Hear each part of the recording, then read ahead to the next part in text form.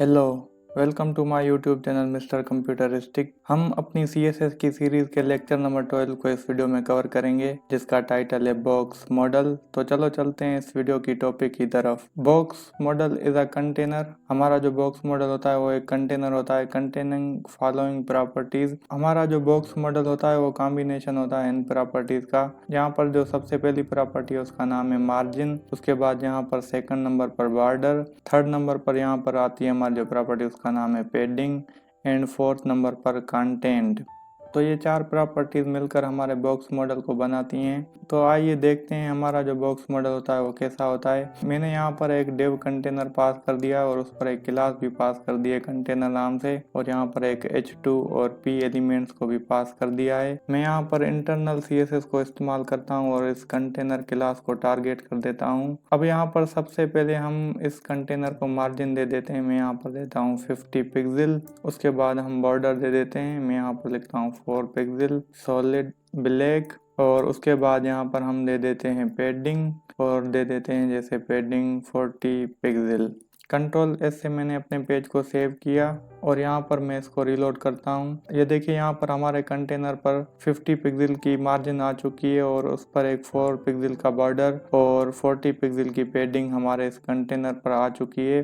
अब हम box model को देख लेते हैं कैसा होता है हमारा बॉक्स मॉडल अपनी CSS के अंदर। तो यहाँ पर मैं लेआउट पर क्लिक कर देता हूँ और इस कंटेनर को हम इंस्पेक्ट कर देते हैं।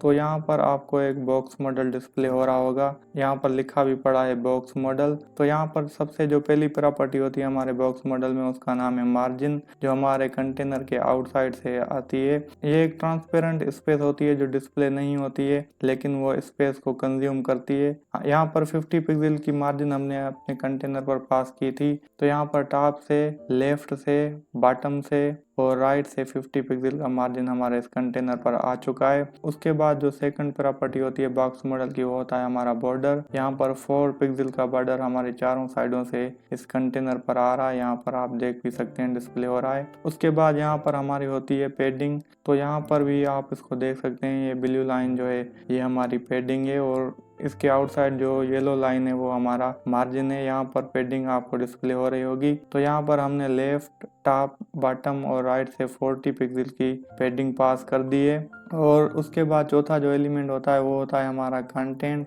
जो यहाँ पर आपको डिस्प्ले हो रहा होगा। तो ये मिलकर हमारे बॉक्स मॉडल को बनाते हैं और उनके अंदर यहाँ पर हाइट और विड्थ होती हैं जो हमारे मार्जिन, बॉर्डर और पेडिंग के अंदर होती हैं। यहाँ पर अगर आप देखेंगे तो इसकी जो विड्थ है वो 454 डिस्प्ले हो रही है, लेकिन अगर आप इसको इंस्पेक्ट करके देखेंगे तो इसकी जो विड्थ डिस्प्ले हो रही है वो हो रही है 542। यहाँ पर भी आप देख सकते हैं। मैं इसकी विड्थ को फिक्स कर देता हूँ, मैं पास कर देता हूँ जैसे 400 पिक्सल। मैं आपको रीलोड कर देता हूँ। ये देखिए अब इसकी जो विड्थ है वो फिक्स हो गई है 400 पिक्सल। तो यहाँ पर इसकी जो विड्थ है वो 488 डिस्प्ले हो रही है।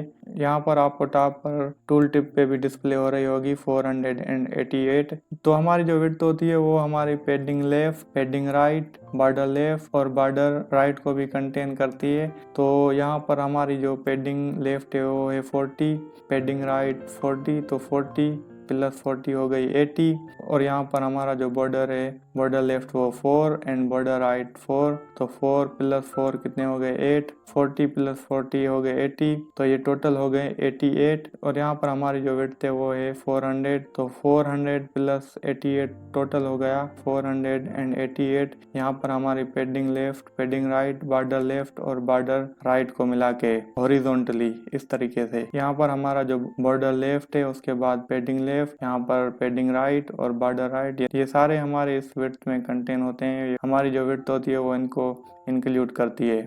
इस तरीके से हमारी जो हाइट होती है वो वर्टिकली आती है। तो यहाँ पर जो हमारी हाइट है वो है 158, लेकिन यहाँ पर जो डिस्प्ले हो रही है वो हो रही है 246। मैं यहाँ पर इसकी हाइट को भी फिक्स करके आपको दिखाता हूँ। मैं यहाँ पर इधर पास कर देता हूँ 200 पिक्सल और यहाँ पर हम अपने पेज को रीलोड करते हैं। यहाँ पर हमारी जो हाइट है वो हो गई 200। अब यहाँ पर जो टोटल डिस्प्ले हो रही है वो हो रही है 288। तो यहाँ पर हमारा जो बॉर्डर टॉप, बॉर्डर बॉटम, यहाँ पर पेडिंग टॉप और पेडिंग बॉटम को भी कंटेन कर रहा है। तो ये यहाँ पर 44 ये हो गया हमारा बॉर्डर टॉप और पेडिंग टॉप, और 44 ये हो गया हमारा पैडिंग बॉटम और हमारा बॉर्डर बॉटम। तो ये 44 और 44 हो गए 88 और हमारी जो इसकी हाइट है वो है 200। तो टोटल हो गया 288। तो इस तरीके से हमारा बॉक्स मॉडल काम करता है। अब जब आप अपनी HTML और CSS के अंदर इन कंटेनर्स पर काम करेंगे तो आपका जो बॉक्स मॉडल है उसको समझना बहुत ही ज़रूरी है। बॉक्स मॉडल हमें बताता है हमारे जो मार्जिन्स, हमारा जो बॉर्डर्स और पेडिंग्स हैं वो कैसे इस्तेमाल की गई हैं हमारे कंटेनर्स पर। कोई टॉप से आ रही है, कोई बॉटम से, लेफ्ट से, राइट से, तो इस तरीके से आप उसको इंस्पेक्ट करके देख सकते हैं।